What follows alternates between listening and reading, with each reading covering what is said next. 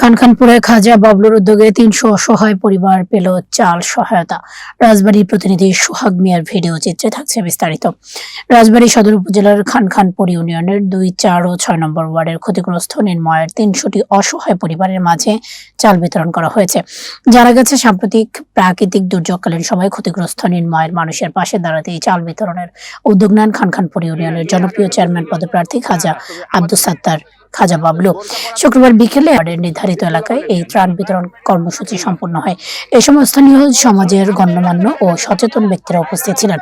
স্থানীয়দের সূত্রে জানা যায়, এলাকায় গরিবের বন্ধু হিসেবে পরিচিত খাজা বাবলু দীর্ঘদিন ধরে মানুষের সুখ দুঃখে পাশে আছেন।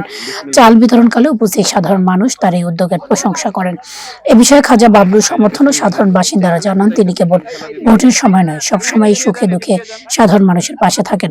বাবলু ভাইকে আমরা চেয়ারম্যান হিসেবে দেখতে চাই। চাল দিল আমরা খুশি। আমরা দেখো ভোট দেব। হ্যাঁ, বাবলু ভাই আমাদের এই কৃষি দুর্যোগের সময় চাল দিল, আমাদের একটু টাকা উদ্ধার হলো। এই বাবলু ভাই চেয়ারম্যান প্রার্থী এক চাউল দিল, আমাদের এই ঠেকার সময় একটু উপকার হলো আমাদের। না, উনি এই টাকার সময় আমাদের উপকার করছে। এটা যতটুকু দিয়েছে ততটুকু উপকার করছে। ধনী লোক, ওনার সাথে ধনী লোক খানখানাপুর ইউনিয়ন আছে না, তারা তো আমাদের পাশে আসে নাই। এই যে এখন বর্ষাকালীন সময়, যে সময়ে আসলে মানুষ দিনমজুর দুস্থ, তারা নিজেদের কর্মটা ঠিক মতো করতে পারে না, দিনমজুরি দিতে পারে না, রিক্সা ভ্যানওয়ালা দুস্থ যারা বের হইতে পারে না, তো তাদের যে দুর্যোগ, সামান্য কিছু প্রচেষ্টা আমার তাদের কাছে দাঁড়ানো।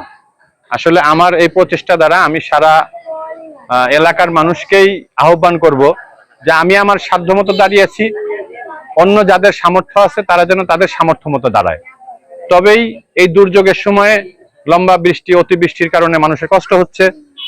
এই সময়ে দুস্থ মানুষের জন্য আমি 10 কেজি চাউলের ব্যবস্থা করেছি। অন্য যারা সামর্থ্য আছে তারা যদি 10 কেজি চাউলের ব্যবস্থা করে, আমি হয়তো 1000 লোকের ব্যবস্থা করেছি, অন্যরা যদি 100-200 লোকের ব্যবস্থা করে, তো দেখা যাবে যে অনেক মানুষের জন্য ব্যবস্থা হয়ে যাবে। 10 মিলে করি কাজ, হারি জিতি নাহি লাজ। এটা হলো আমার প্রথম কথা। দ্বিতীয় কথা হলো যে হ্যাঁ, নির্বাচন সামনে রেখে প্রচারণায় আছি, একথাও সত্য। করোনাকালীন সময় থেকে মানুষের পাশে দাঁড়িয়েছি, বিভিন্ন সময় বিভিন্ন মানুষের উপকার করছি। স্বাস্থ্য সেবা, তারপরে বাসস্থানের সেবা, শিক্ষা সেবা, নানান সেবাই আমার করে থাকি। আল্লাহ যতটুকু তৌফিক দেয় করতেছি, আসি, সামনেও থাকবো। আপনাদের কাছে অনুরোধ, দুস্থ মানুষের যে প্রাপ্য ত্রাণ বলি, অনুদান বলি, সেটাকে ব্যক্তিগতভাবেও পৌঁছায় দেওয়ার চেষ্টা করব। আর যদি নির্বাচিত হই, তবে আমি প্রত্যেককেই বলেছি যে যার যার ঘরে পৌঁছানোর ব্যবস্থা করব। এ ব্যাপারে সংশ্লিষ্ট যারা আছে তাদের কাছ থেকে পরামর্শ নিয়েছি। আইনগতও কোনো সমস্যা নেই, পৌঁছায় দেওয়ার একটা সিস্টেম আছে।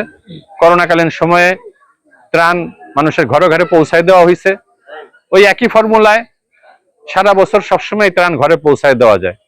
প্রয়োজন আমাদের সদিচ্ছা, প্রয়োজন আমাদের প্রচেষ্টা। ধন্যবাদ সবাইকে। আসসালামু আলাইকুম। আগামীতে তিনি চেয়ারম্যান নির্বাচিত হলে পরিষদের সব ধরনের সেবা ও সহযোগিতা মানুষের ঘরে ঘরে পৌঁছে দেওয়ার প্রতিশ্রুতি দেন তিনি।